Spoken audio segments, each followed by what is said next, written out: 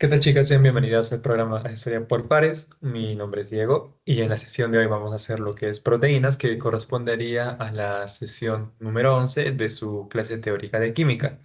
Ahora bien, antes de comenzar, ¿tienen alguna duda del tema anterior que fue carbohidratos? ¿O está todo bien? ¿Alguna duda, un detalle pequeño que quieran saber, repasar? ¿Se lo saben todo, todito? Bien, todo bien entonces.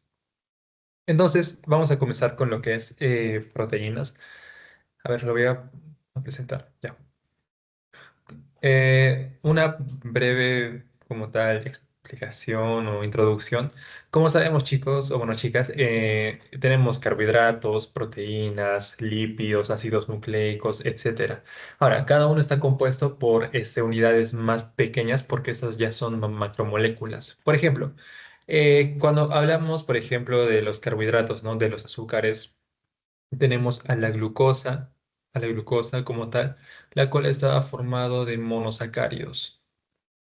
Bueno, la glucosa es un monosacárido y de este van a derivar un montón de polisacáridos como teníamos, por ejemplo, el almidón, la pared que recubría a las plantas, la quitina, etcétera. Ahora, las proteínas de la misma manera van a estar constituidas por otras pequeñas, moléculas que van a ser los aminoácidos, que usualmente los representan con una A mayúscula y con una A minúscula.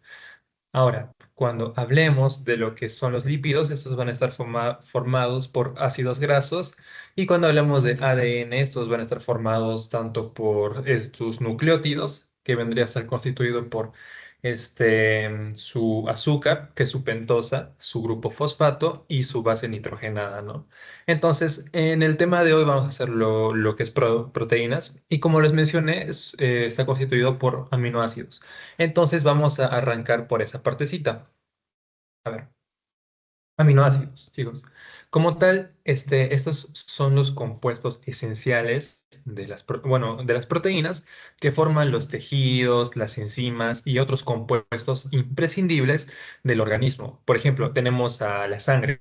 Está compuesta por una cantidad increíble de aminoácidos, ¿no? Tenemos, por ejemplo, las hormonas, los anticuerpos. Seguramente en biología ya están avanzando lo que es la gamma globulina, la cual está relacionada con lo que son los anticuerpos. Tenemos el material genético, entre otros, cosas que componen los aminoácidos. Ahora, si hablamos de la naturaleza, aquí existen más de 300 diferentes aminoácidos, de los cuales el ser humano, o sea, nosotros, producimos más de 100, pero solo utilizamos 20 para la síntesis de proteínas. Entonces, yo me acuerdo que fue pregunta de examen en un verdadero y falso, las personas usamos 100 proteínas, no, 100 aminoácidos para codificar las proteínas. No, solo utilizamos 20 para la síntesis de proteínas, de las cuales vamos a tener los aminoácidos esenciales y los no esenciales, que ahorita lo voy a explicar en una clasificación. Pero tenemos eso. Ahí está el cuerpo, el cual está en donde el ser humano produce más de 100, pero utilizamos 20 para la síntesis de proteínas. Ok, ahora, en 1806 se descubre en el espárrago el primer aminoácido que si deriva del espárrago le pusieron el nombre asparragina. Y en 1938 se descubrió el último que vendría a ser la treonina. Son datitos que tal les podrían preguntar. Entonces, siguiendo con lo que es aminoácidos. Como tal, los aminoácidos, si les preguntan, son moléculas orgánicas. Orgánicas. Perdonen la letra, chicos. Piu, piu, piu. Ya. Orgánicas. Ya, entonces, estas tienen un carbono alfa, ojo, al que se une un grupo. Acá, ¿cuál podemos ver? Un grupo amino. No es amida, es amino, que es un NH2. Tenemos un grupo carboxilo, tenemos un hidrógeno y finalmente tenemos su grupo R, que es el que puede ser sustituido por cualquier otra molécula, a excepción de una proteína que lo vamos a avanzar dentro de poco, que es la glicina, ¿no? Pero bien, ahora, si les preguntan cuál usamos, cuál es la estructura de aminoácido que usamos, esta va a ser la L-alfa aminoácidos, que es la que básicamente se usa para constituir las proteínas de nuestro cuerpo. Ahora, como les mencionaba acá, todos tienen un carbono alfa asimétrico, excepto la glicina. Cuando les hablaba de asimétricos, me refería, a ver, te lo voy a... Cuando hablaba de asimétrico es cuando todos sus componentes eran diferentes, ¿no? Y era asimétrico o recibía otro nombre, ¿se acuerdan? Que es el quiral. Entonces, de igual manera, si les mencionan carbono aquiral, es carbono simétrico. Y si les mencionan carbono asimétrico, es quiral, ¿no? Es un juego de palabras, pero se entiende. Ya, esas son dos diapositivas. Ahora, acá les mencioné que los aminoácidos se pueden clasificar y se pueden clasificar por este grupo R que vimos acá anteriormente. Entonces, como tal, este grupo R sirve para clasificar y denominar a los aminoácidos. Habrá tantos aminoácidos diferentes como grupos R diferentes existan. Ahora, acá tenemos una gran clasificación. Por ejemplo, tenemos los alifáticos, los aromáticos, el monoamino, los bicarboxílicos, azufrados, el diamino y los monocarboxílicos. Aunque tenemos más, ¿no? Pero lo que les recomendaría es en lo que más se sufre en aprenderse las clasificaciones de las proteínas, pero lo que les recomendaría es que se aprendan más que todo los alifáticos, los aromáticos, los azufrados y los acídicos. Bueno, a ver, estos cuatro que están acá en la parte de arriba y los azufrados que son los que suelen preguntar más. Entonces, y mejor si usan una memotecnia, que por esas clases es donde en seminario o en teoría les dan una memotecnia para que se aprendan mejor los aminoácidos. O si no, pueden buscar en ChatGPT, dame una memotecnia para que me lo pueda aprender y ya veo. Ahora, estos tienen clasificación nutricional. Les mencioné hace poco lo que son los no esenciales y los esenciales, ¿no? Recuerden que utilizamos 20 aminoácidos para la síntesis de proteínas. Ahora, por ejemplo, cuando hablamos de los no esenciales, estas básicamente son las rutas biosintéticas cortas que requieren 17 enzimas. Ahora, por otro lado, los esenciales son aquellos que usan rutas biosintéticas largas y se necesitan 59 enzimas y básicamente estos se usarán para lo que es la dieta, ¿no? A ver, ya. Acá también tenemos otra tablita en donde están los no esenciales y los esenciales. Ahora, para aquí sí teníamos una memotecnia. A ver, por si acaso, estas son rutas biosintéticas cortas, para que no se olviden, que requieren de 17 enzimas. 17 enzimas. Y en esta partecita, estas, lo contrario, son rutas biosintéticas largas que requieren de 59 enzimas, por si acaso. Ya. Ahora, era la... A ver. Ya. Uy, me pasé. Ya. La memotecnia de los esenciales era... No sé si lo puedo escribir, pero a ver. Era vale, treti, me... A ver, aquí está. Hizo feliz. Valetreti me hizo feliz. Acá encuentras, por ejemplo, principalmente a la valina, encuentras a la leucina, la treonina, encuentras básicamente todos los aminoácidos esenciales. Entonces, con que te aprendas solo una memotecnia, o sea, es como que Vale, Treti me hizo feliz, ya distingues a todos los esenciales. Entonces, por otra parte, ya puedes como que reconocer a los no esenciales. Y eso es básicamente mi consejo para lo que son aminoácidos y proteínas, ¿no? Que tengan memotecnias con las que se les pueda hacer más fácil memorizarse todo esto. Ahora, tenemos otra clasificación que no lo puse acá, que vendrían a ser los cetogénicos, los glucogénicos y los que son mixtos, que poseen los cetogénicos y glucogénicos.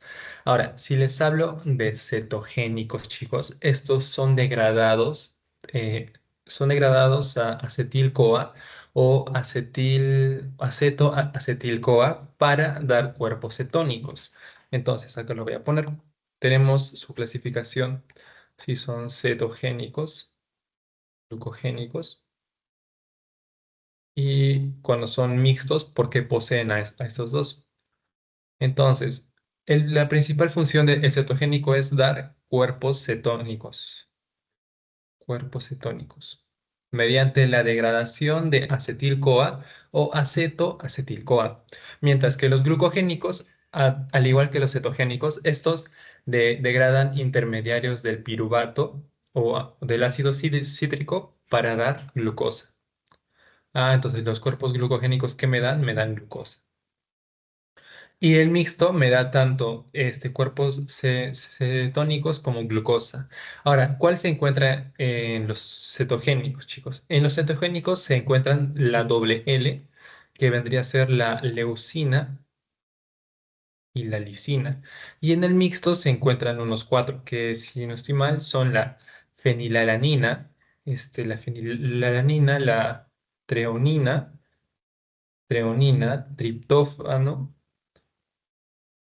triptófano y tirosina. Entonces, con que se aprendan estos seis, la doble L y estos cuatro, ya van a saber cuáles corresponden por su parte a los glucogénicos, que son los que no les he mencionado. Y esas son sus tres clasificaciones. Su clasificación nutricional, su clasificación por si son cetogénicos, glucogénicos o mixtos, y por la de su grupo R, en donde es por la cadena lateral. ¿Ok? Esas son sus tres clasificaciones. ¿Hasta ahí se me entendió todo, chicas? ¿O quieren que repita algo?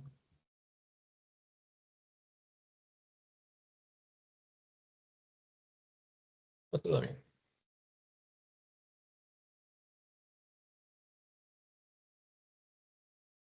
Sin miedo, sin miedo. Si no han entendido el hito, yo les repito.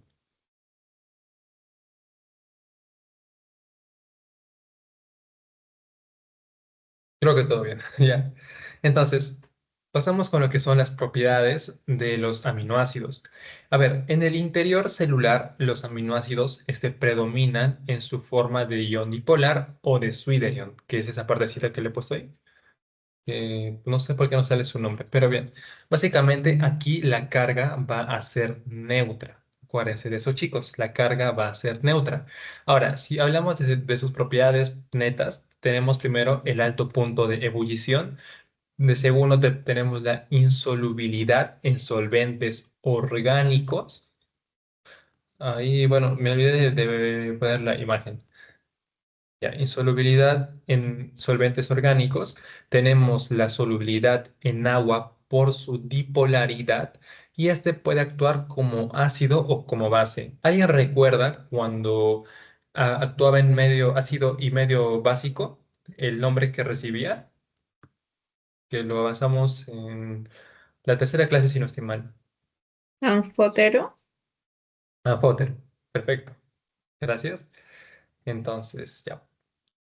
No confundan anfótero con anfipático, que el anfipático era cuando era hidrófobo e hidrofílico, por si acaso.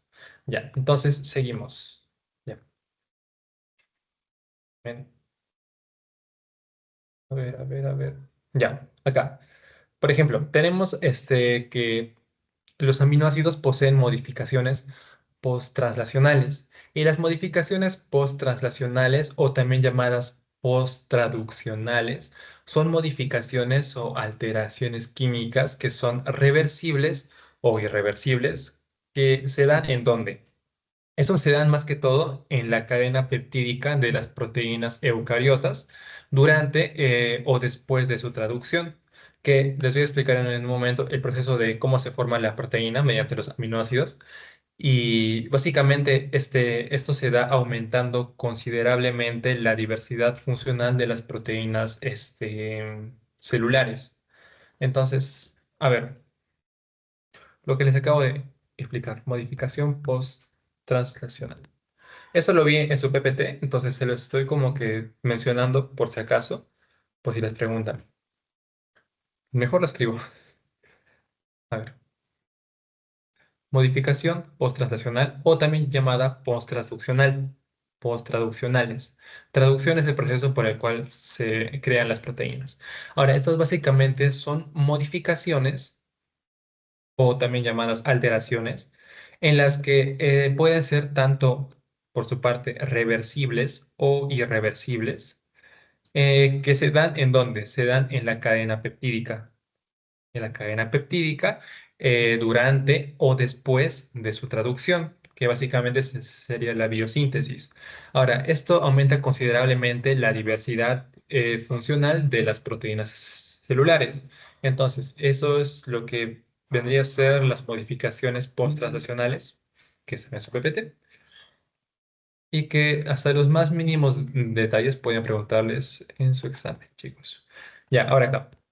Básicamente, estas modificaciones post-translacionales no son codificados en el ADN y básicamente la mayor parte de estos son post-translacionales, ¿no? Entonces, estos son derivados de los aminoácidos fundamentales y básicamente son más de 100 que se obtienen por la adición de hidroxilos, que es el grupo OH. Tenemos por los metilos, que es el grupo CH3.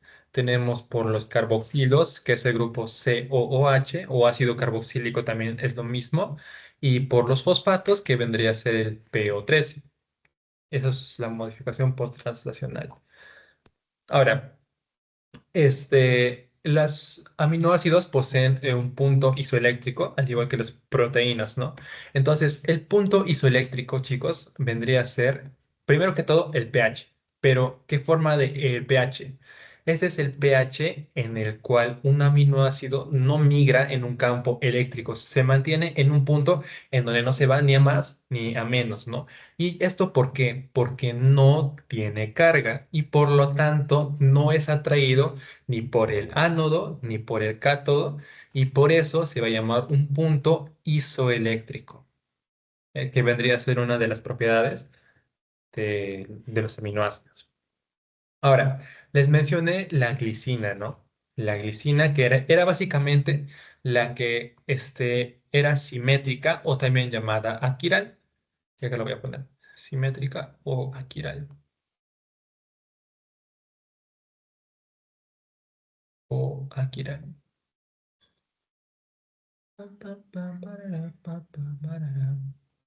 Ya. Entonces, esta es básicamente aislada o hallada básicamente a partir de la gelatina, si no estoy mal, por Henry Braconot en 1820, que no sé si lo he puesto acá. No, no lo he puesto. Bien, pero esta básicamente fue llamada principalmente glicolol, bueno, glicocol, más que todo, ¿no? Que era como un pegamento dulce. Y luego Berzelius la denomina glicina porque posee un sabor dulce. Y esto fue en 1848, si no estoy mal. Y bien, la estructura química fue descrita correctamente por August André Thomas. Entonces, este cosito de acá fue descrito por August André Thomas. August André Thomas. Ya. Entonces, esta es codificada como GGT, como GGC, GGA o GGG. Cuando me refiero a GGT y todo eso, es básicamente, por ejemplo, T de timina, adenina, G de guanosina y C de citosina. No, guanosina, digo. G de guanina, perdón. Ya, esto lo he puesto acá. No, no lo he puesto. Bien, básicamente, como lo menciono acá, es el aminoácido más pequeño, chicos, y por lo tanto es el único no quiral. Y su fórmula, o sea, esa es básicamente su estructura, ¿no? Pero ¿cuál vendría a ser su fórmula? Vendría a ser NH2, NH2, CH2, COOH. Ahora, Este, la glicina es considerada como un aminoácido no esencial, como ya los mostré en la tablita, básicamente. Aquí se encuentra con la glicina, que incluso está de primerita, porque está más pequeña. Uy, ya. Entonces, básicamente, todas las células acá tienen la capacidad de sintetizar lo que es la glicina, pero sus vías de síntesis como tal son la fosforilada y la no fosforilada, por si acaso. Y el precursor más importante de la glicina vendría a ser la serina. Su precursor más importante vendría a ser la serina. Ahora, si no estoy mal, la fosfoserina fosfatasa desfosforila a la fosfoserina hasta ser serina. Es un juego de palabras, ¿no? La fosfoserina fosfatasa, ¿de qué se va a encargar? De desfosforilar a la fosfoserina hasta convertirla en una serina. Ahora, la enzima serina hidroximetil transferasa da lugar a la glicina a partir de la serina. Entonces, esa vendría a ser el que les mencioné primero, vendría a ser su vía fosforilada. Y la otra, que en donde la enzima da lugar a la glicina, es bueno, la vía no fosforilada, ¿no? Es un juego de palabras, lo primero que les mencioné. Y ya, pues. Ahora. La glicina como tal posee roles. A ver, acá lo he puesto. Esas son sus vías. Aquí está. Los roles de la glicina. Bien, el mecanismo de recaptación de la glicina es dependiente tanto de sodio como de cloruro. Y bien, la glicina se usa para sintetizar muchas sustancias. Por ejemplo, el carbono 2N de todas las purinas se consigue gracias a la glicina. Por ejemplo, acá lo voy a poner. El carbono 2N es sintetizado básicamente gracias a la glicina y bueno, sirve como un neurotransmisor inhibidor en el sistema nervioso central, especialmente en la médula, y puede causar la muerte por hiperexcitabilidad. Si no estoy mal, acá lo he puesto, ¿no? Sí, ya. Ahora, voy a explicar básicamente el pool de aminoácidos. Como tal, el pool de aminoácidos es una piscina llena de aminoácidos, el cual se obtiene mediante la absorción que se da en el intestino delgado. Ahora, cuando estos aminoácidos se juntan varios y comienzan a sintetizar lo que es una proteína corporal. De la misma manera, si es que la proteína realiza la proteólisis, se consigue piscina de, otra piscina de aminoácidos. Ahora, si es que esta se cataboliza, al final se termina expulsando en forma de urea junto con el CO2 y junto con el agua. Pero a su vez, los aminoácidos pueden formar parte de la biosíntesis de moléculas especiales, como las porfirinas que les mencioné en la anterior clase, o hace dos clases creo. Las hormonas y neurotransmisores, la creatinina, las poliaminas, la carnitina y los nucleótidos. Entonces, puede ser una pregunta de su examen. Los aminoácidos dan biosíntesis de moléculas especiales, dos puntos. Y les ponen, por ejemplo, porfirinas, creatinina, poliaminas, les ponen porfirias o les ponen, por ejemplo, cualquier otro nombre que no se encuentra en estos seis. Entonces, esa es la alternativa mala, lo cual podría ser pregunta. Ahora, encontramos el enlace peptídico. Chicos, ¿hasta acá se me comprendió? Antes de pasar a lo que es enlace peptídico,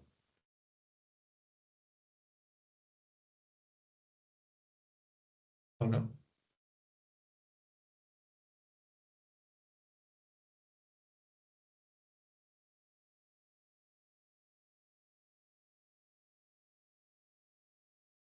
Tengo fe de que sí. Ya. Entonces, pasamos a lo que es el enlace peptídico. Ya. Como saben, el enlace de los carbohidratos, como vimos en la anterior sesión, vendría a ser el enlace en el glucosídico. Al igual que los lípidos poseen su propio enlace y el enlace de las proteínas va a ser el enlace peptídico, ¿no? En el glucosídico. Para que lo recuerden, ya. Ahora, el enlace peptídico es un enlace covalente. Ahora, ¿entre quiénes se da este enlace?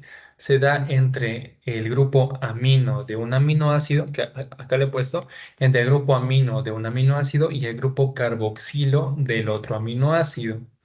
Y aquí se libera una molécula de agua y esta es bastante estable, por si acaso. Entonces, ¿entre quiénes se da el enlace peptídico? Entre el amino de un aminoácido y entre el grupo carboxilo del otro aminoácido. ¿Y qué libera? Libera una molécula de agua y esta es inestable. No, esta es bastante estable. Ahora, unas características del enlace peptídico, aparte de que es covalente.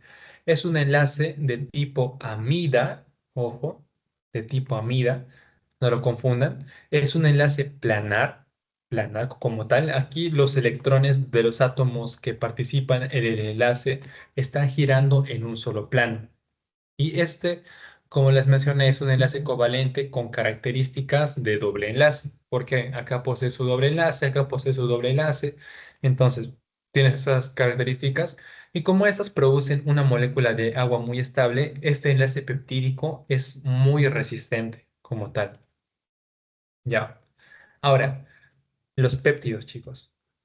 ¿Alguien tiene una idea de qué son los péptidos? Una idea vaga, por lo que sé.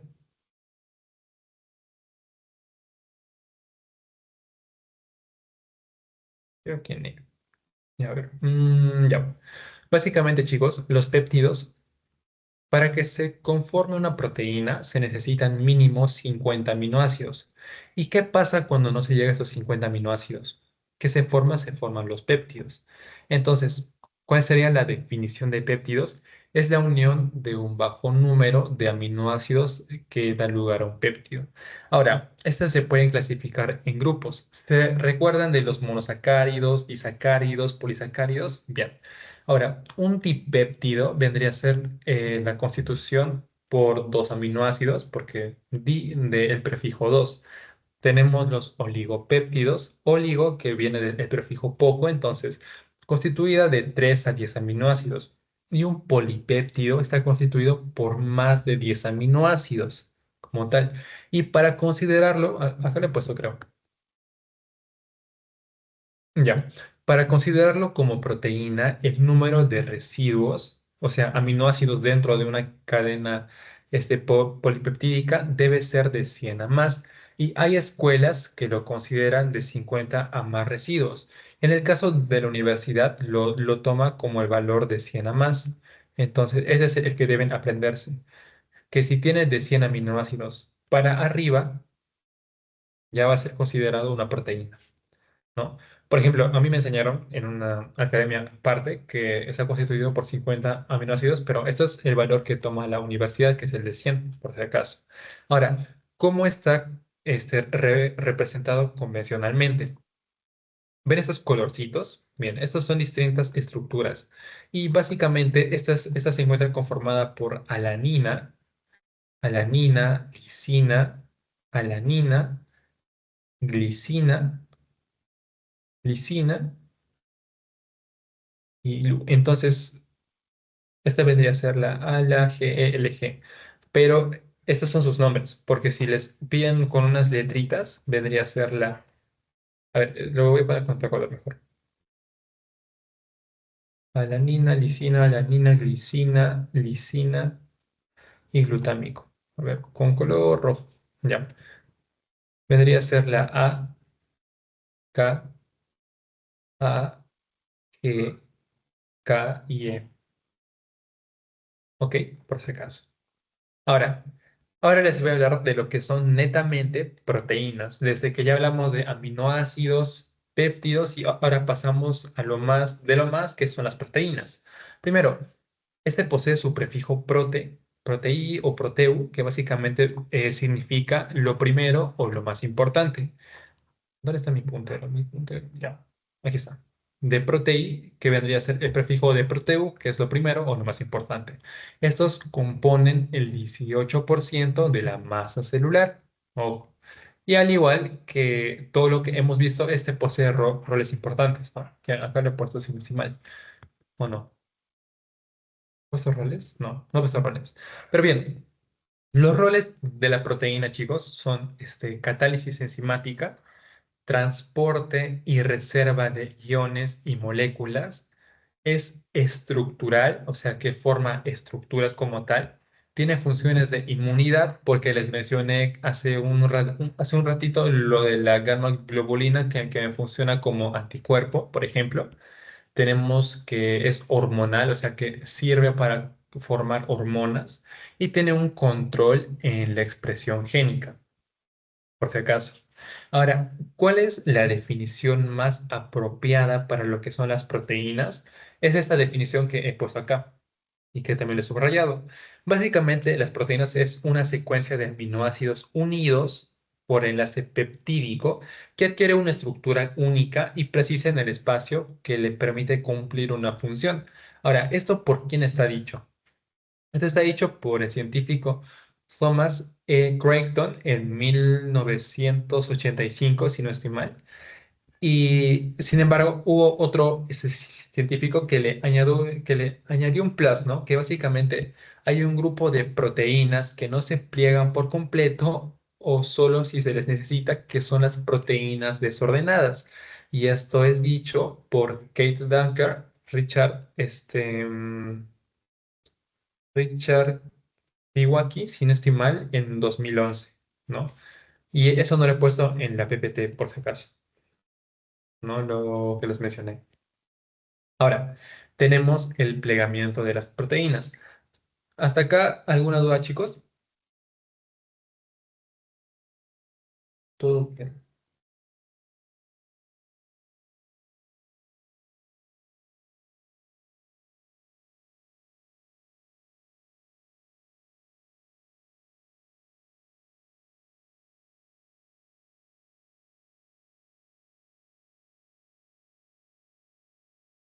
Creo que todo bien.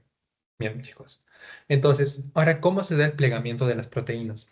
Primero, aunque la secuencia de un aminoácido como tal es importante, ¿no? Para su estructura, el cambio de un aminoácido por otro, no afecta como tal la función de la proteína. Entonces, puede cambiar, por ejemplo, aminoácido Pepito por aminoácido Lupita, sí pueden cambiar de posición y no se altera como tal la función de lo que es una proteína. Ahora, la célula, de la función, hay una célula que básicamente que da la función de vigilar lo que es este plegamiento adecuado de las proteínas, que vendrían a ser las chaperonas o las celadoras. Chicos, es distinto que si un aminoácido cambia con otro, este no se altere la función, pero también es distinto que si hay una mala formación de la proteína que pueda traer efectos negativos en nuestro cuerpo. Entonces, para que no suceda eso, la célula manda estas chaperonas o celadoras, ¿no? Y dentro de este grupo están las HSP y las HSC, que seguramente lo van a tocar más a fondo en su clase de seminario. Ahora, existen proteínas desde 100 hasta 5000 residuos o aminoácidos y la posibilidad de plegamiento en el espacio es infinita. Entonces, puede existir un gran número de conformaciones posibles para cada proteína, pero en en las células, las proteínas biológicamente activas presentan una sola conformación. Entonces, acá es todo lo que he puesto básicamente. En las células, las proteínas biológicamente activas presentan una sola conformación. Mucho ojo con eso.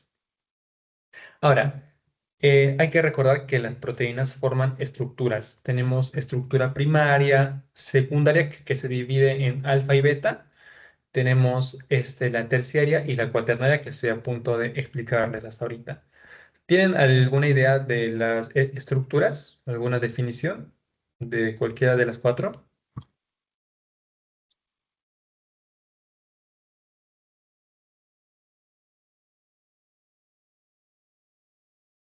Coño, no, creo que no.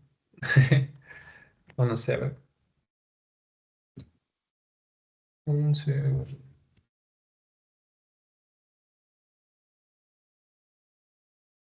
No. Bien, entonces, a ver. Primero, chicos. Como les mencioné, comenzamos con la estructura primaria. Esta, como se puede ver en su estructura, es básicamente que posee una secuencia lineal de aminoácidos en la cadena polipeptídica. Ahora, esta es la estructura fundamental porque este va a determinar estructuras secundarias y terciarias. Y la proteína en estructura primaria es afuncional, o sea, esta es atrófica, o sea que no funciona. Por lo tanto, es desnaturalizada, ¿no? Y ahora, la proteína plegada en la proteína funcional vendría a ser la nativa, ¿no? Entonces, acuérdense de la partecita que está subrayada y con colores, ¿no? Que es básicamente afuncional, es una estructura fundamental y es una secuencia lineal, ¿no? Básicamente. Ahora encontramos estructura secundaria que tenemos tanto a la hélice alfa como la hoja plegada o también llamada beta. Cada una de esas tiene sus características. Primero, la hélice alfa o como tal es una cadena polipeptídica plegada que tiene un paso de 3,6 residuos por vuelta. Ojo, esto es bastante importante. Un segundo, ignores esto. Tiene un paso de 3,6 residuos por vuelta. Ahora, esta se encuentra estabilizada por los puentes de hidrógeno. Ojo, puentes de hidrógeno entre el carbono central de cada residuo y el nitrógeno, si no estoy mal, del cuarto residuo a lo largo de la cadena. Ahora, por otro lado, tenemos la hoja plegada o también llamada beta. Esa tiene otras características, ¿no? Primero, es una estructura polipeptídica totalmente plana, plana, plana, plana, plana, full. Ahora, esta básicamente se pliega sobre sí, o sea, es como que se dobla, se desdobla, es como una lámina, básicamente, ¿no? Entonces, esta se pliega sobre sí, resultando en lo que son cadenas paralelas o bueno, pueden ser antiparalelas también, ¿no? Y básicamente aquí hay fuentes de hidrógeno entre los nitrógenos de los residuos de un fragmento. Entonces, los residuos básicamente son también los aminoácidos, para que no lo confundan mucho, ¿no? Esto entonces, hay puentes de hidrógeno entre los nitrógenos y entre los carbonos centrales de los residuos del fragmento adyacente, ¿no? Entonces... Aquí está. Entonces, mejor lo repito.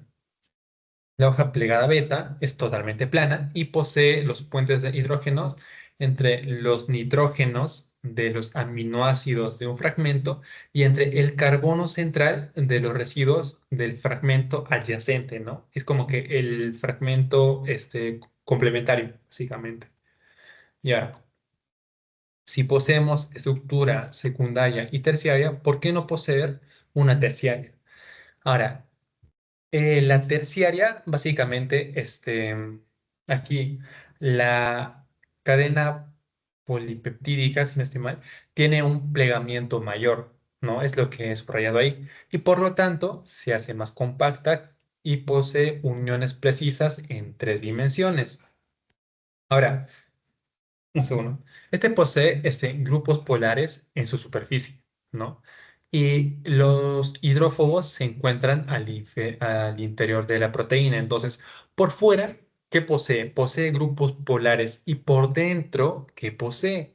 Posee a los hidrófobos, ¿no? Que son básicamente los que no absorben el agua porque le tienen miedo, como tal. Y aquí se encuentran porciones variables de la hélice alfa, la configuración beta y las zonas helicoidales flexibles, que básicamente son los random colli que pueden cambiar al azar. Entonces, a ver, lo voy a poner. Este. Presenta porciones variables.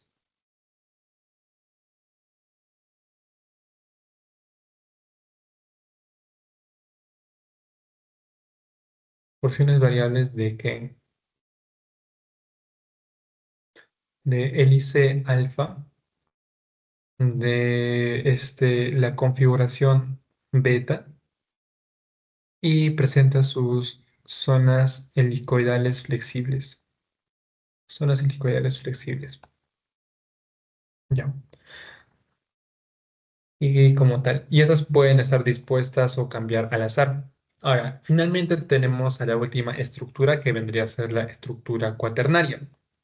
Acá intervienen dos o más cadenas, no dos o menos cadenas. Incluso si les ponen interviene solo una cadena, es falso la respuesta, ¿no? Tienen que intervenir dos o más cadenas que básicamente son iguales o diferentes, pero estas son unidas por interacciones débiles, ojo, débiles de tipo no covalente. Entonces, ¿cómo se encuentran unidas por interacciones débiles de tipo no covalente? Ok. Ahora, les voy a hablar de la síntesis de proteínas, chicos. Como tal, esto forma parte del dogma central de la biología, que seguramente ya lo han visto. Entonces, ¿alguien tiene una idea ya de cómo se forman las proteínas, según lo que han visto en biología? No que lo explique así detalladamente, que tenga una idea.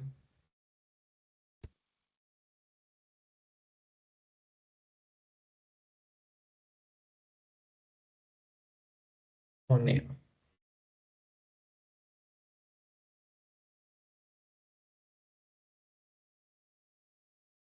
Bien, entonces voy yo. Ya ver.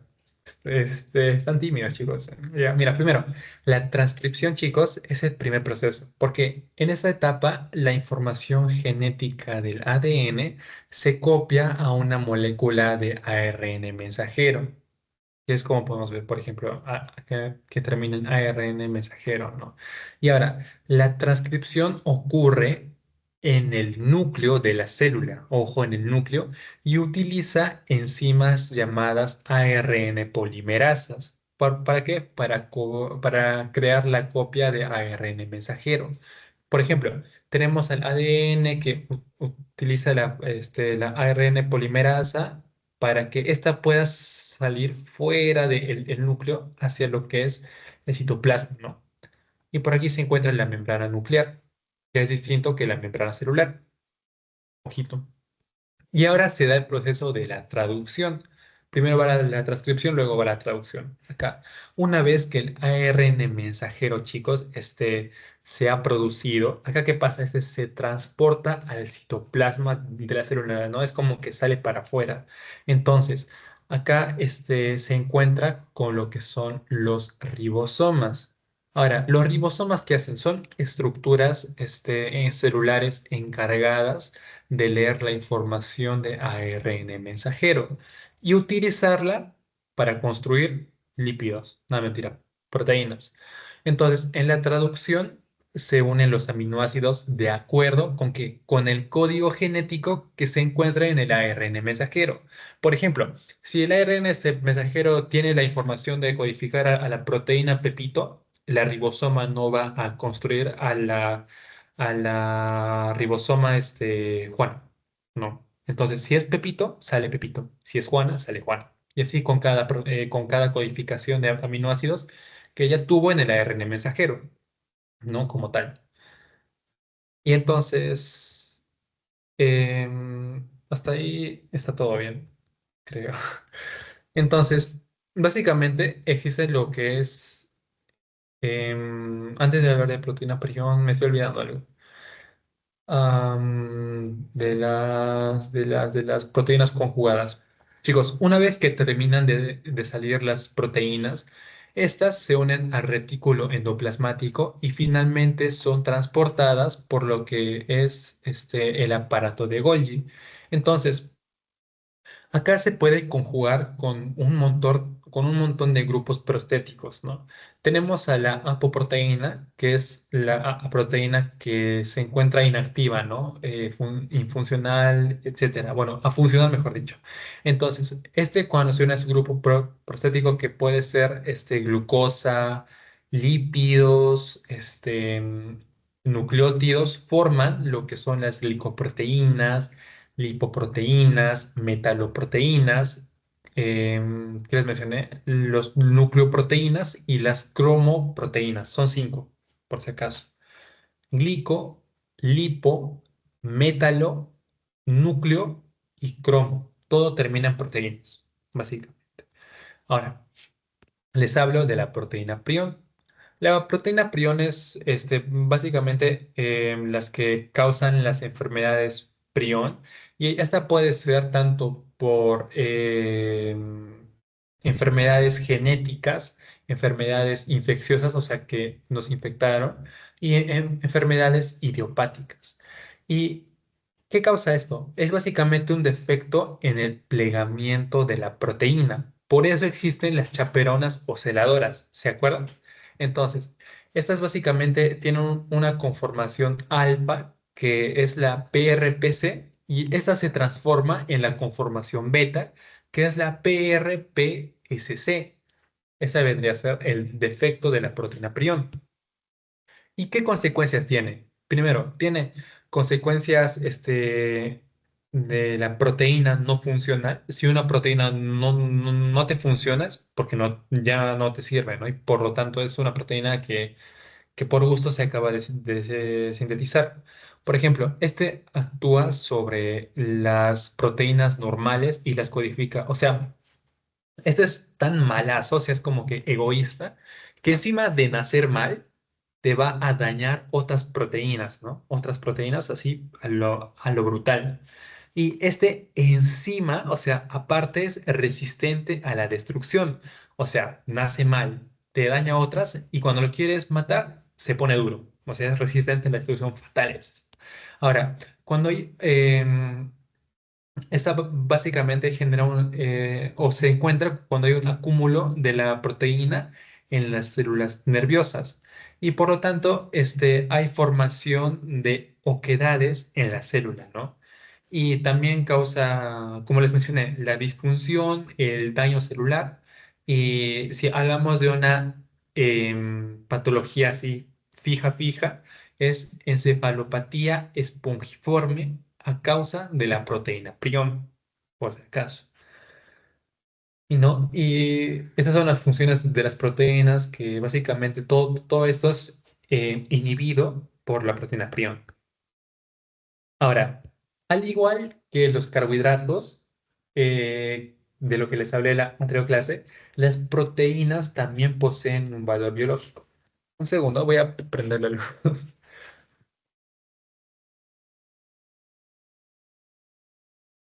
¿Mejor? Creo que sí. Ya, entonces, las proteínas poseen un valor biológico, chicos. Básicamente, acá los aminoácidos esenciales, chicos, están presentes en las proteínas de origen animal. Mucho ojo con eso. Proteínas esenciales presentes en proteínas de origen animal. Y ahora, en los vegetales hay deficiencia marcada de aminoácidos esenciales, por lo tanto. Y ahora, ¿cómo se define este valor o calidad biológica? A ver, no sé si lo he puesto acá. No, no lo he puesto. Entonces, se define por su capacidad de aportar todos los aminoácidos necesarios para los seres humanos. Ojo con eso. Y ahora, la calidad biológica, chicos, no el valor biológico, la calidad biológica de una proteína será mucho mayor cuanto más similar sea su composición a la de las proteínas de nuestro cuerpo. Y ahora, por ejemplo, la leche humana, que acá he puesto incluso la imagen, es el patrón con el que debería compararse el valor biológico de las demás proteínas de la dieta, ¿no? Todas deben poseer el mismo aporte proteico que esta leche materna. Y ahora, acuérdense de esto, no todas las proteínas que ingerimos se digieren y se asimilan. Algunas incluso, o sea, podemos comer un alimento bastante proteico, pero no todo es como que lo vamos a digerir o se va a absorber en nuestro cuerpo. Hay algunas que directamente pasan a lo que es la excreción, ¿no? Como tal. Ahora, un segundo, me quedé sin...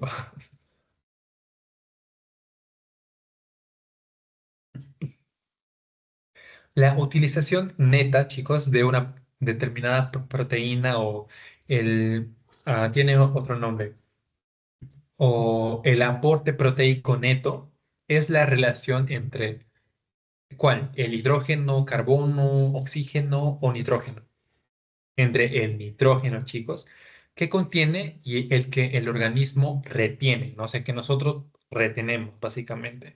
Entonces, hay proteínas de origen vegetal como la que abunda en Paraguay, la soja que a pesar de tener un menor valor biológico que otras proteínas, su aporte proteico neto es mayor. ¿Por qué? Porque se asimila mejor. ¿Y por qué se asimila mejor? Porque el nitrógeno que contiene es similar al que el organismo retiene, por si acaso.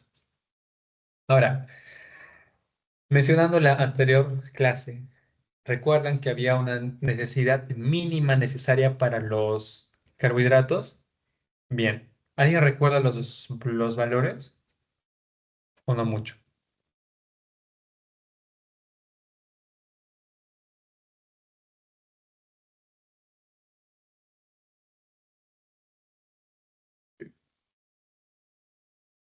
Bueno, creo que no. Tienen que estudiar, chicos. Ya, mira. Ya, bueno, las proteínas también tienen una necesidad diaria, ¿no? Necesidad necesaria. Ahí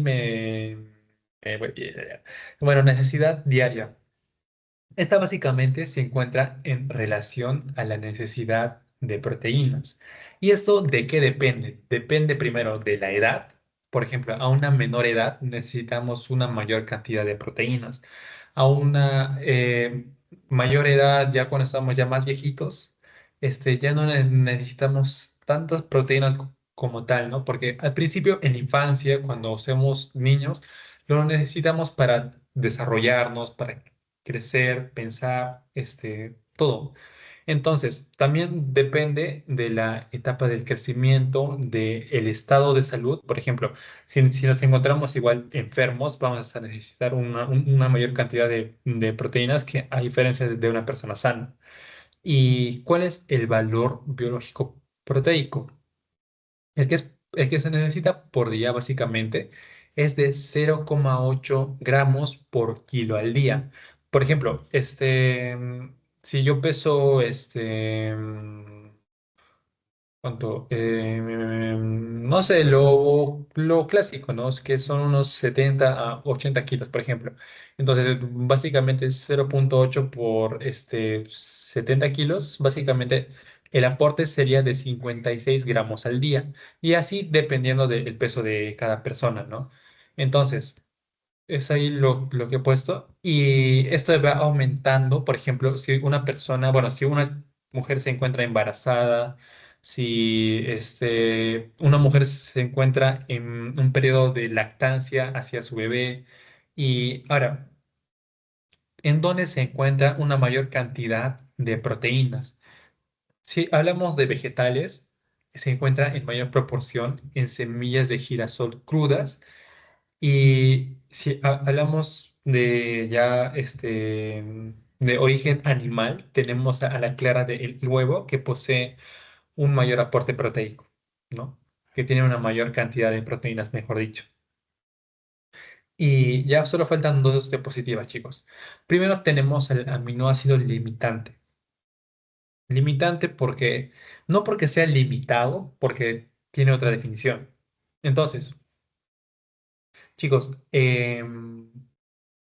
ahí lo he puesto. Sí, ¿no? Bien. La proporción de cada aminoácido esencial en los alimentos que contienen proteínas determina la calidad de esa proteína, por si acaso. Entonces, La proteína, por ejemplo, con todos los aminoácidos esenciales necesitados por nuestro cuerpo, se califica como proteína de alta calidad, ¿no? Entonces, si la proteína tiene una cantidad baja de uno de los aminoácidos, se denomina de una calidad inferior. Y el aminoácido que es más escaso en una proteína se denomina aminoácido limitante. Es el más escaso, ojito. Y entonces, este aminoácido limitante tiende a ser diferente en proteínas diferentes, ¿no? Como tal. Entonces, por ejemplo, cuando, cuando dos alimentos diferentes se combinan, los aminoácidos de una proteína puede compensar los que le faltan en la otra, ¿no?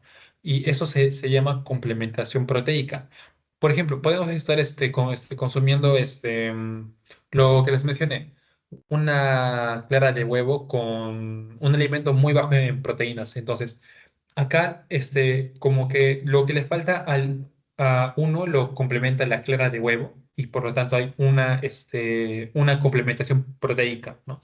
Ahora, los cereales tienen como aminoácido limitante a la lisina. Ojo.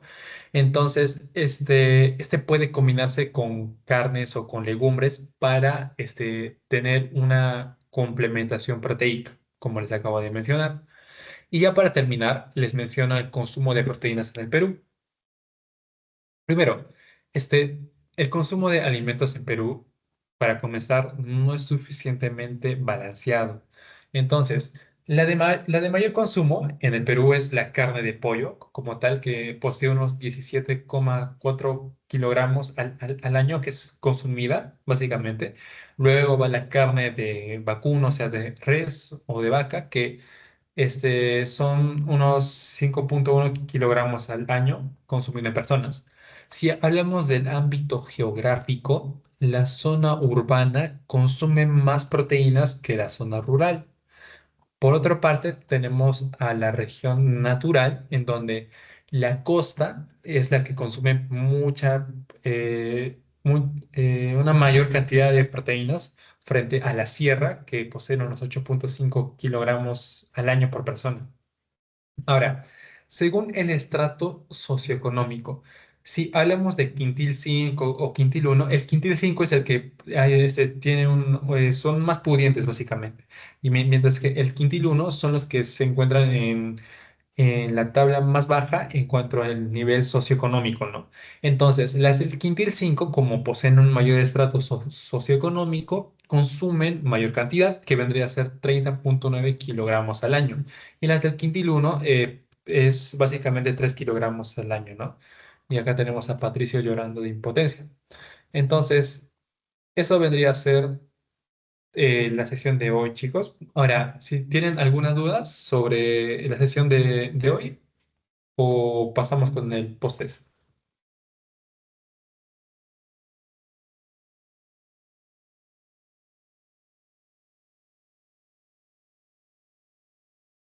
Todo bien. Bien, todo bien. Entonces, les paso el post-test, chicos. A ver, lo voy a agrandar para que no vean. Pues ya, no han visto nada con fe. Ya, bien, bien, bien, bien. Mm, ¿Cómo se olvida un amor? ¿Cómo se olvida? Después de tantos años, yo le entregué mi corazón hasta mi vida. No, what the fuck, ya ver, recopilar respuestas. Ya, ahora sí. Se los paso por el grupo de WhatsApp, chicos. Y tenemos, bueno, les doy hasta las 6:04 para que lo terminemos. ¿Ok? Entonces, 6:04 hacemos la resolución del post-test.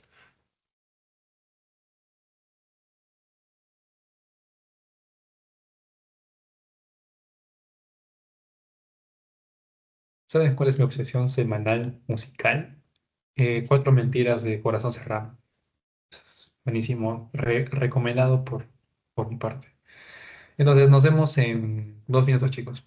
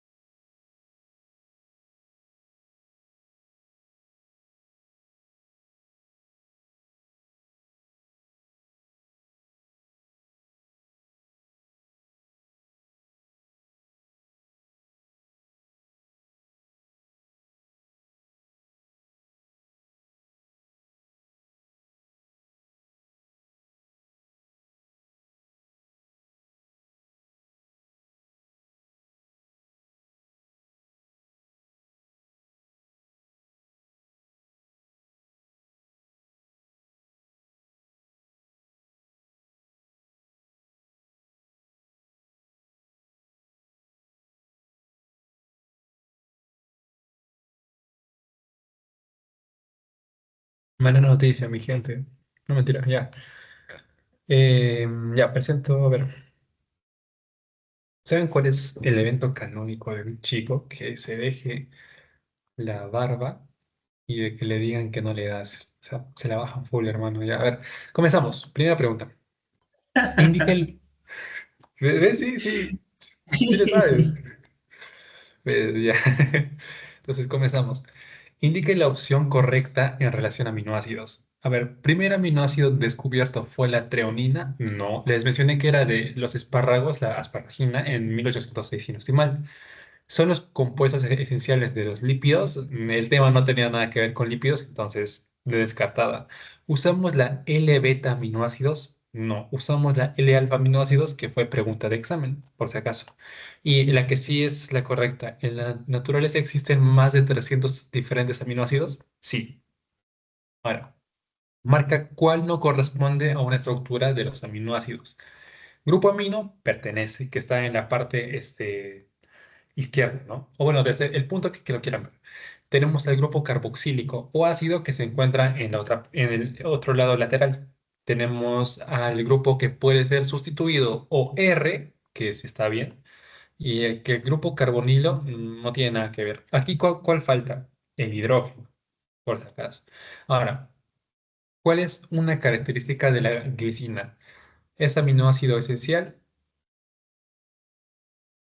Sí era esencial, ¿no? A ver, espérate. Hasta donde yo recuerdo, sí era esencial. A ver. Si no estoy mal, sí era esencial, hermano. A ver, corríjanme. Y a ver, mientras vamos resolviendo el otro. Es el único no quiral. Esa es la respuesta porque les mencioné esa partecita. Ahora, ¿es el aminoácido más grande? No, es el aminoácido más pequeño. Ahora, el precursor más importante es la treonina. No, este es la serina, que es su precursor. Sí, este está bien. La de considerado aminoácido esencial tampoco está correcta. Es considerado aminoácido no esencial. Sí, ahora, quinto. ¿Cuál de los siguientes está bien relacionado? Primero vemos los que están mal. Estructura primaria, ¿eso es funcional? No, es afuncional como tal. La terciaria, grupos polares en el, básicamente en el interior de la proteína y los hidrófobos en la superficie, está mal. Lo voy a corregir esto en el interior. Ya. Ahora, hoja plegada beta tiene 3,6 residuos por vuelta. Te diría que sí, pero esa era en la hoja plegada alfa. Bueno, no, era hoja helicoidal alfa, si no estoy mal. Y la que sí está bien es en la que estructura cuaternaria, en la que intervienen dos o más cadenas iguales o diferentes unidas por interacciones débiles de tipo no covalente. Ahora, la última, para irnos. ¿Qué determina el valor biológico de la proteína? La que se asimilaba más a la respuesta era la capacidad de aportar todos los aminoácidos y si quiero ser más específico, aminoácidos necesarios para nuestro cuerpo como tal. Y eso vendría a ser todo, chicos. Voy a dejar de compartir. A ver, un segundo. Ya. Muchas gracias por estar presente en la sesión de hoy. Y ya saben, si tienen alguna duda, no duden en escribirme ni nada. Y sería todo. Muchas gracias por estar. Nos vemos a la siguiente, chicos.